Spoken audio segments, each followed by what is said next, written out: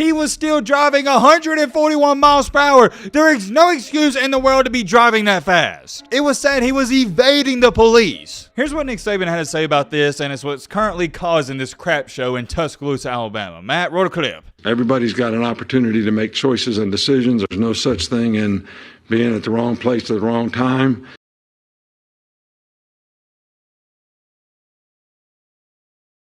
Oh man, what a time it is to be an Alabama sports fan. Now, most of you know I'm an Alabama football fan. I think everybody knows that, but there's also some people that don't know I also go for the Alabama basketball team. I go for Alabama everything: basketball, football, baseball, water polo, lacrosse, tennis, gymnastics. I like to see the entire program thrive as a whole. I'm not one of these people that go for Alabama football, the New York Yankees, the Golden State Warriors, the New England Patriots, and the Kentucky basketball team. No.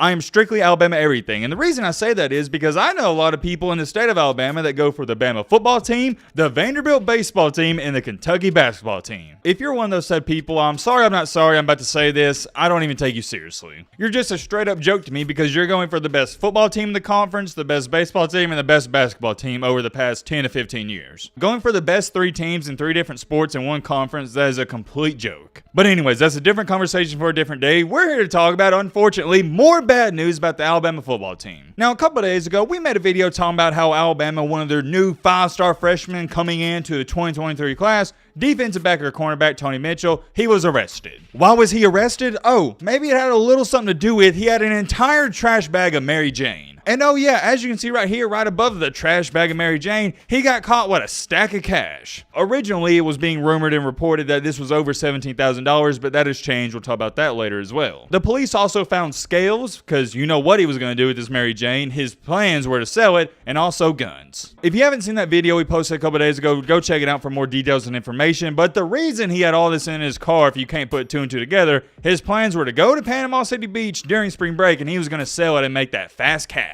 He was gonna run up a couple $1,000s and get that quick and fast money, baby. That's what life's about to some of these people. Let's get that fast money. Who cares? And you want to know what's really crazy? As bad as this picture looks right here, what's even worse is the new information that has been leaked out today. When I tell you how fast he was going, you're not going to believe it, because I didn't believe it. That's the reason he got pulled over in the first place, for speeding as much as he was. Here's where things get even more interesting today, and it's the main reason we're making this video. Nick Saban has addressed this, and he has officially kicked him off of the team. Or my bad, that's the wrong way to say it. He has suspended him from the team at this moment in time. And what Nick Saban had to say about this, ladies and gentlemen, it is causing an outrage. Why is it causing an outrage, you may ask? Because it looks like he took some shots at Nate Oates. And I'm not gonna lie, that's how it looks, and that's what a lot of people, they're running with. That's what they believe. It is a very interesting time to be an Alabama sports fan, to say the least. You're gonna want to get your popcorn, snacks, and whatever meal you like to eat when you watch a video ready for this one, because it's gonna be entertaining. You know how it goes. If you like college football content and you're not a part of our amazing community, shout out to everybody subscribe. What are you doing? Consider joining. We would love to have you here. All right, Matt, blah, shut up, blah, blah. Without further ado,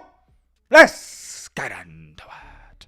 Oh, man, I missed that intro. I feel like I only do it during college football season. And I really miss college football season, but hey, on the bright side, we're only about 5-6 months away. Okay, so here's what y'all need to know. Here's the new information that has been leaked out, reported on Tony Mitchell's arrest. Of course, he had all this crap in his car, you can see right here, but the police, they didn't know he had it in his car. The main reason they pulled him over is because he was going 141 miles per hour, avoiding the police. Or my bad, it's not avoiding, it's evading, but I feel like that's the same thing. Safe to say that good old Tony Mitchell, he needs to upgrade to the Hellcat, because I don't think the regular Charger's gonna do it. Now, if you're just in a regular Charger, I don't think you're gonna be able to run from the police. Maybe in a Hellcat, though. If y'all don't know what a Hellcat is, it's one of the faster versions of a Charger. And the official amount of Mary Jane he had in that trash bag was 220 grams. Now, I myself ain't too familiar with that stuff because I've never done it, I've never dealt with it, but I do know that's a lot. And yet again, if you're wondering why he had that much, it's because he was gonna sell it. He wasn't just gonna smoke it himself. And the amount of money you see right here in the first video I posted 2 days ago, I said and reported on it was $17,000. Even I thought that was a lot at the time. It turns out it was only $7,000. And I don't want to underestimate that, but I think there's a big difference from having $17,000 and $7,000. $17,000 is a lot more than $7,000. I don't know. Maybe that's just me. And we already talked about this. This holds true. Mitchell is being charged with possession of Mary Jane with intent to distribute, which he was going to do. Look, I want to take up for my Bama boys. I want to be optimistic. This guy, he went to high school only about an hour away from where I grew up, But I can't back you in this argument. You were driving to Panama City Beach with a bag of Mary Jane, a scale to weigh it out, small baggies. You had $7,000 in cash. There's no argument here. You're guilty. You're guilty, bro. It is what it is. You messed up, and hey, it's cool. I'm not holding this against you the rest of your life. You're going to make many more mistakes, and so am I myself. You just got to learn from this. Whoa. Hold on. I already know what some people are about to say. Well, Matt, and for those who don't know, there was another person in the car with him, which I assume was one of his associates or business associates or friends. And everybody and their mom's going to try to say this. Oh, well, that was his friends. That wasn't his. He was just with them at the time. Okay, that's cool. But like Nick Saban says, we'll talk about this in a second, you're guilty by association. So whether you want to try to argue and say this was his friend's stuff or his stuff, he was in the same car with them. Here's what Nick Saban had to say about this, and it's what's currently causing this crap show in Tuscaloosa, Alabama. Matt, roll a clip. Everybody's got an opportunity to make choices and decisions. There's no such thing in being at the wrong place at the wrong time. Man, oh man. Now, for those of you that are wondering why I'm screaming, I think a lot of you know, why that is causing an outrage is because Nate Oates, the entire Brandon Miller situation, remember, Nate Oates, regarding the Miller situation, said, hey, Brandon Miller, he was just at the wrong place at the wrong time. He's innocent. And on the other hand, a couple of weeks later, you got Nick Saban saying, no, man, there's no such thing as wrong place, wrong time. No. So a lot of people are feeling like, hey, is this Nick Saban throwing a jab, throwing some shade at the Alabama basketball team? Let's continue along. You got to be responsible for who you're with, who you're around, and what you do, who you associate yourself with, and the situations that you put yourself in. So it is what it is, but there is, cause and effect when you make, choices and decisions that put you in bad situations.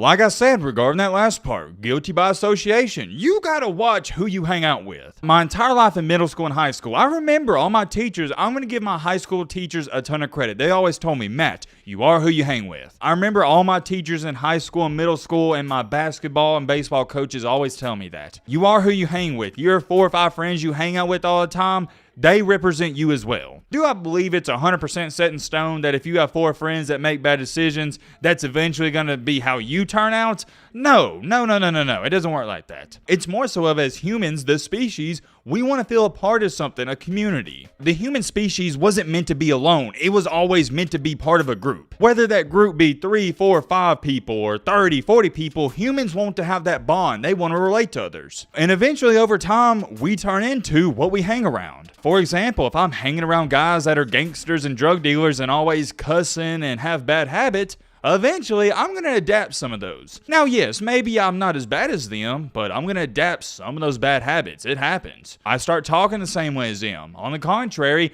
if I get a membership at a country club and I'm hanging around millionaires and they never cuss, I'm going to adapt some of those habits. If all my friends are wearing business suits, they're clean shaven, they go to the gym at night or in the morning, more than likely, I'm going to do some of that stuff. You can say what you want, and when I was a kid, I used to be naive and say, no, I'm not influenced by none of that crap, but the older I get, the more mature I get, I understand we're influenced by what we're around every single day. If I'm around a bunch of guys that are striving for greatness, I'm going to strive for greatness. If I'm around a bunch of losers that have no goals and ambition, I'm going to be the same way. And you are too, whether you want to believe it or not. I'm going to give you a great analogy, a great example. Let's say you're a part of a nice community, a nice neighborhood, and everybody's always cutting their grass. They got good grass. Everyone in the neighborhood mows their grass once a week, and hey, maybe that one weirdo, he mows it twice a week because he really cares. My point is, if you're on a street where there's 30 houses and all the houses, all 29 of them except for yours, has great grass, they're always cutting it, you're going to feel inclined to also have great grass. You're going to see all your neighbors cutting their grass, got nice yards. You're going to feel inclined to do that. You don't want to be the oddball out. Nobody wants to be the oddball out. On the flip side, let's say you're in a not so great part of town. You got about 20, 30 neighbors and they let their grass grow sky high. Well, then, you're not going to feel inclined to cut your grass because it doesn't matter. You may still care about your grass, but since everyone around you doesn't care about it, it rubs off on you. It all goes back to this situation with this young man, Tony Mitchell, and I want you to understand this, Tony Mitchell. I know you're watching this video. I'm still wishing you the best of luck, man. But the problem is, Tony Mitchell, he's still hanging out with these guys from high school that were doing this gangster lifestyle, this thuggish type of stuff, and he's starting to think, hey, maybe there's nothing wrong with it. You know, I'm just hanging out with a guy. He's probably so used to his homeboys and friends always doing this where he doesn't think it's a big deal, when in reality, This is a big deal. And may I remind you, this is me giving Tony Mitchell the benefit of the doubt, saying this is his friend's stuff. More than likely, he could be involved with this. Maybe he's the guy leading the charge. I'm just trying to be optimistic and say maybe he was just the guy driving and his friend had this stuff. Even at that, if it wasn't his stuff, he was still driving 141 miles per hour. There is no excuse in the world to be driving that fast. And also, key word to mention, you gotta remember all of this, it was said he was evading the police. I'm trying to be optimistic, but dang, right is right, wrong is wrong. There's no in-betweens. You gotta remember something, and I always try to remind myself when I talk about situations like this, there's two sides to every story. At the same time, whenever I talk about a situation like this, I always try to put myself in that person's shoes. And me being 100% honest, me, Matt B. Great, who has less to lose than this guy, would I get in a car with one of my friends who had this stuff?